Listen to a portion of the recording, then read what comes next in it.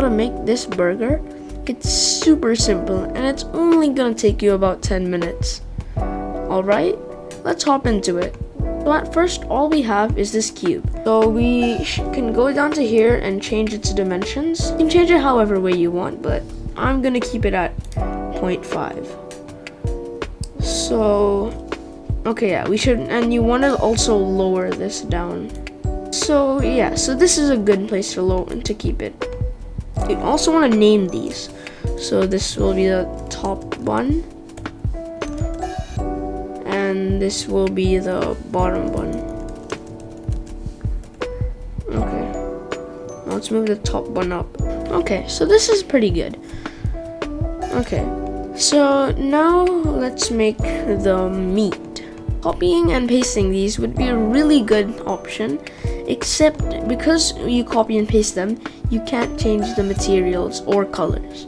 So you are gonna have to make another cube. Shift A is the hotkey, by the way.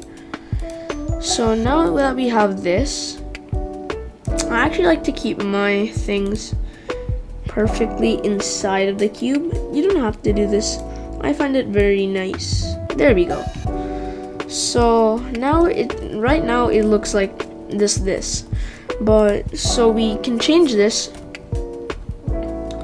to 0.5 is our bun. We want our beef to be maybe not as big as the bun, but we can go for 0.44. Yeah, 0.4. Okay, all right. So now we can make the lettuce. This one we can make 0.275 and put that there. Nice. And again, make a cube. And now we can make the tomato or cheese. We can make the tomato first. The tomato is pretty big, so you can put it as 0.3 because it's bigger than the lettuce. Lettuce is just a slice. Oh, and we can't forget to name these: beef, lettuce, tomato. And now remember, this is just how I like my burgers, so you can put them however way you want. And lastly, the cheese. And we can make this pretty thin actually. We can go to 2 actually. So that is pretty much all you need to do to make your burger. You could color them right now, but I still have a few things that you can still do. Personally, a burger just does not look very normal unless it has sesame seeds. So I'd like to make a Sesame Plane. We can change this to 0.01 and we place it just underneath the bun. We can also name this thing Sesame Plane. So now what you want to do is you want to hide your top bun, because otherwise it'll be very hard to actually see what you're doing. So you want to subdivide this now. Yeah, that's how I like it. Okay. So and you don't have to follow what I do. This is pretty much to your creativity. And now what you want to do is you want to select them in squares, and then you want to extrude them. So the hotkey is E, and then you move your mouse however way you want. So yeah, so these will make the sesame seeds, and don't make them too big or else it'll look odd. Make them this size. This will make it really look good. So I'll just cue the fast forward. So that's pretty much how many you want. You wanna keep checking where it looks pretty bland. Like it looks a little bland here. Maybe you can add one here. I'll add one here and another here. Too crazy. So anyway, so after that you can put your top bun into view again. So now you should get something like this. Now this looks pretty boring. Now this is the fun part. So now you can click this one. This will show you what it looks like when you actually render the thing. So now we can change the color.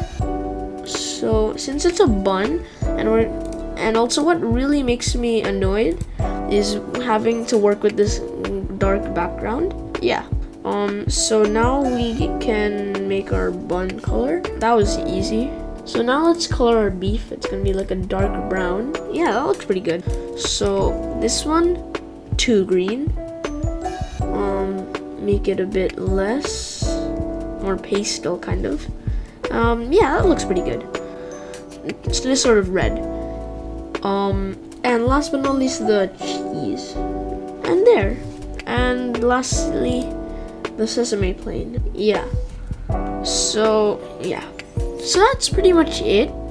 But really, it's not. So I'm not sure, but some of you might have noticed that the seed plane is glitching in with the top bun. So we can change this by just setting it a tiny bit lower. You can even go like 1.99. And same for these. And there, that's pretty much it. So now you can see that you don't see any Z fighting. So yeah, that's pretty much it. So if in my old one, in that one, I just found it really cool if we had a little neon stick going through it. Just my personal thing. I put it in my old one. If you want to, it's fine. And if you don't want it, this is pretty much the end for the video for you. So yeah, make sure to like and subscribe, and I'll see you in the next video.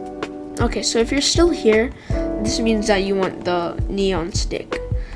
So you want to get a cube. Like I said, having it as in this space is pretty useful. So, and you definitely don't want it this big. It's not gonna look good, trust me. So you can put it as 1.6. That's perfect. You don't see them in here, but that's a little unfortunate. It's fine though. So we can call that the glow holder. So we want it to be glowing. So if you want to make it glowing, this part is actually pretty cool. You go to surface. There's a lot of options here. You want to go to emission. So now this makes it glow. And oh, you have to make the thing again. So this makes it glow. So now we turn down the blue, we turn down the green, and there you have a light. But this does not look like a light. So you can change the strength of the light over here. So I keep mine at 5. There you go. Now this doesn't look pretty good on the render, but this looks nice over here. So that's pretty much it. So thank you for watching, and I hope you enjoy, and make sure to like and subscribe.